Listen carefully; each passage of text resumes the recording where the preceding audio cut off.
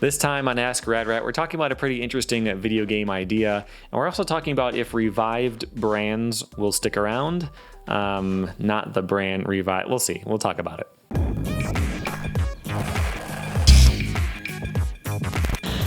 Welcome back to Rad Rat Video, where we talk about different things in the skateboarding world, and I answer your questions on this series, Ask Rad Rat.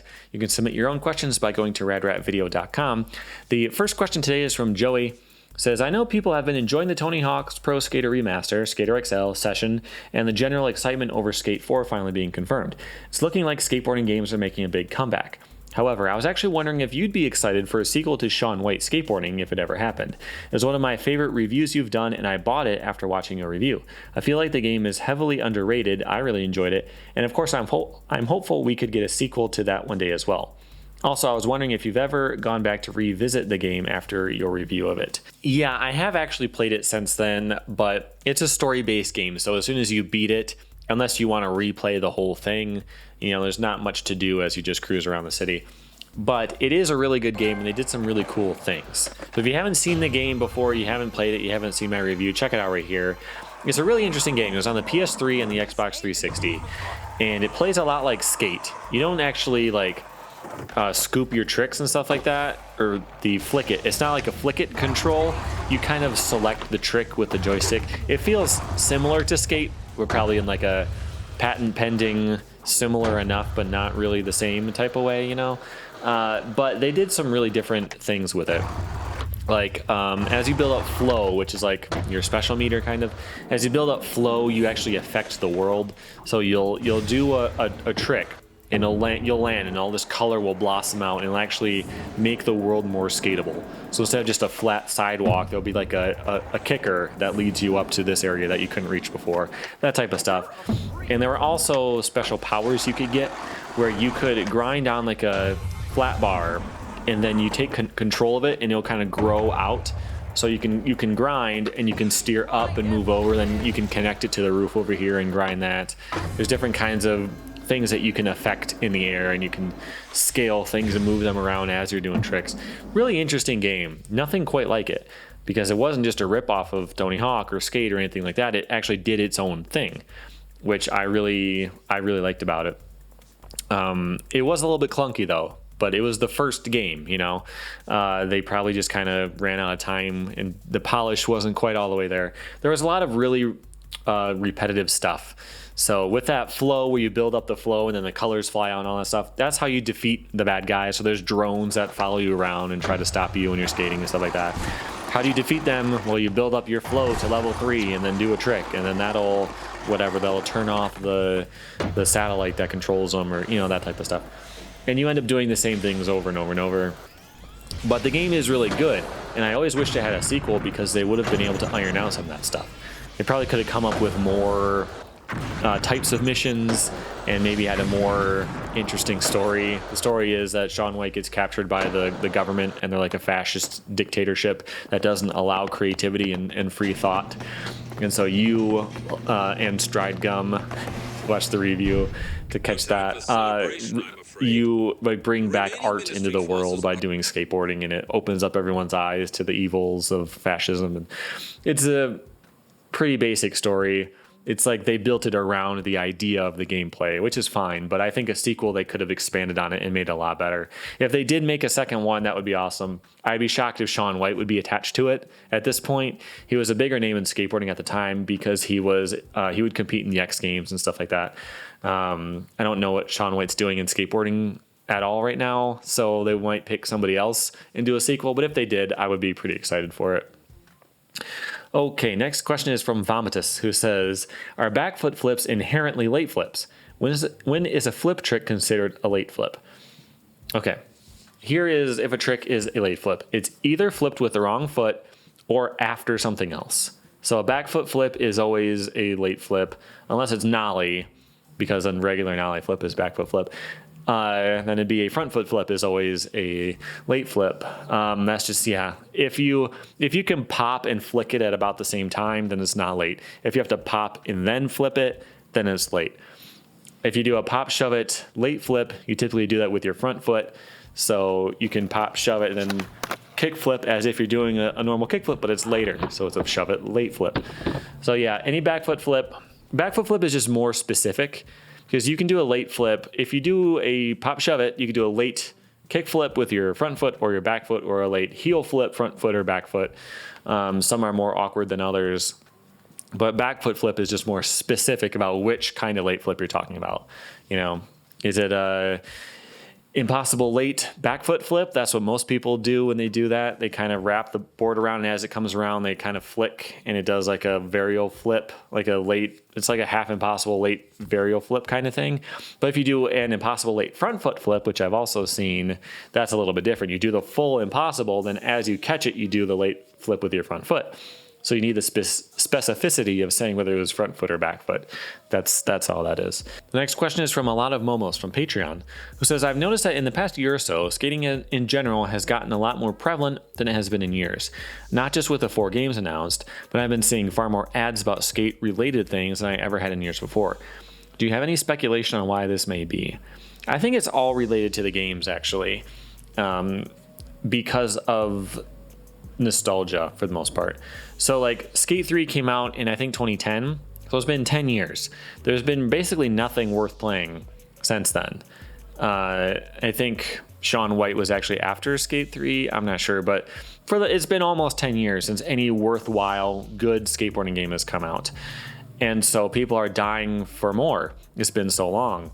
Now I was thinking about it, if the Skate series continued, and they came out every other year, and they're on Skate 8 right now, this series would be so played out at this point. It would be terrible. They would have had to add new stuff every single year because that's how it works. You have to sell people on new features. That's what happened to the Tony Hawk series. You have to add in new features every year to bring people back. It would eventually get really complicated. They would have to, just be lots of weird things they would add and gimmicks and stuff, and the game would just feel really complicated and terrible. But that didn't happen. The game stopped after 3. There's been this huge gap, and now people want to play it again. So having just as simple of a game still works, and people still want that. So you get Skate 4, you get Skater XL, you get Session.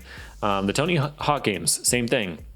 If the Tony Hawk games stayed with a timer and made the same game from 1, 2, 3, and all these games up until now, every year they had a new game that is timer-based, old school, classic game style, they would have gone out of business a long time ago.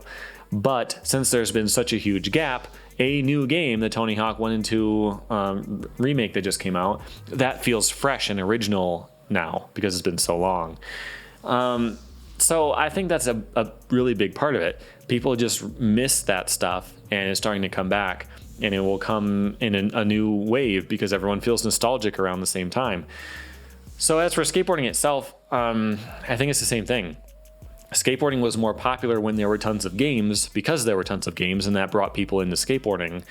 I get messages from people all the time who are talking about being in their 30s, just picking up a board they haven't skated in years, but they saw a video online, or a game came out that they were interested in or something like that. Something inspired them to pick up a skateboard again after all this time.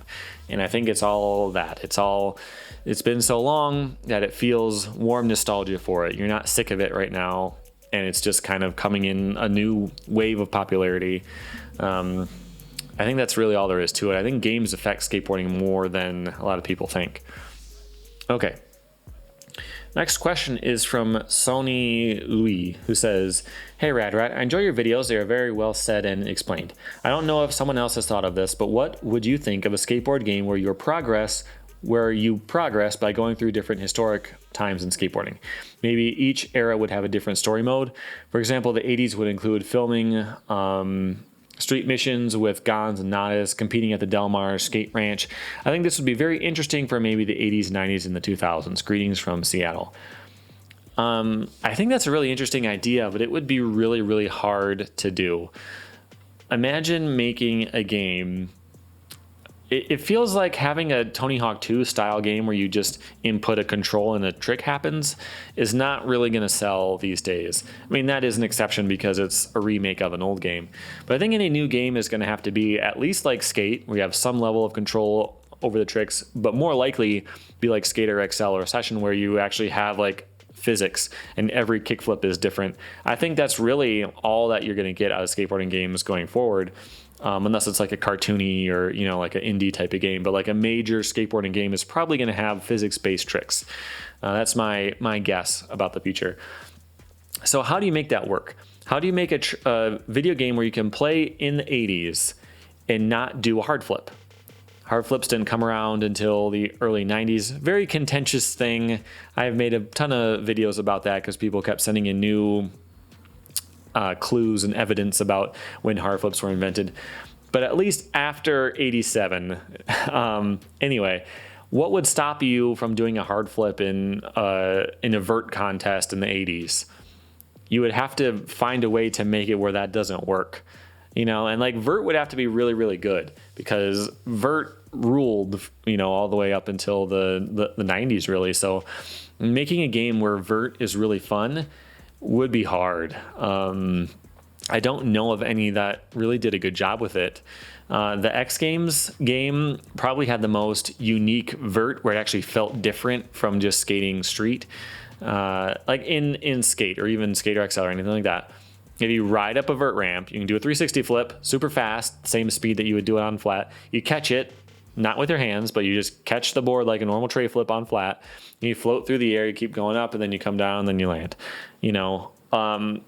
That's not how it actually works. How do you make it hard and challenging, but also fun and feel good to do an invert and then do a frontside air over the death box in the pool and to do like a tail slide?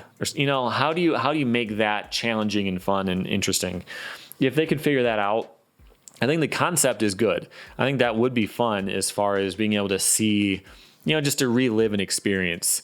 Being able to go back to the 80s and everything looks like the 80s and the way everyone's dressed and the way that your board is and all that kind of stuff is the 80s.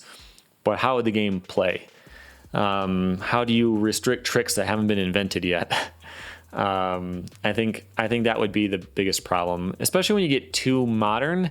Like another part of it that takes place in 95, skateboards were basically the way they are now. They were thinner, but they're basically the way they are now. So if the physics are involved, you could do all the same tricks you can now. So it would just feel the same, but people's t-shirts look different. I think there's something there to the idea. I just don't know how you would refine it and really make it fun to play. It would be cool though if there was like a free skate mode after you beat the game. You can pick which decade that you're in. It's like the same place, like the same town. You can skate it in the 70s and then you can skate it in the 2020s.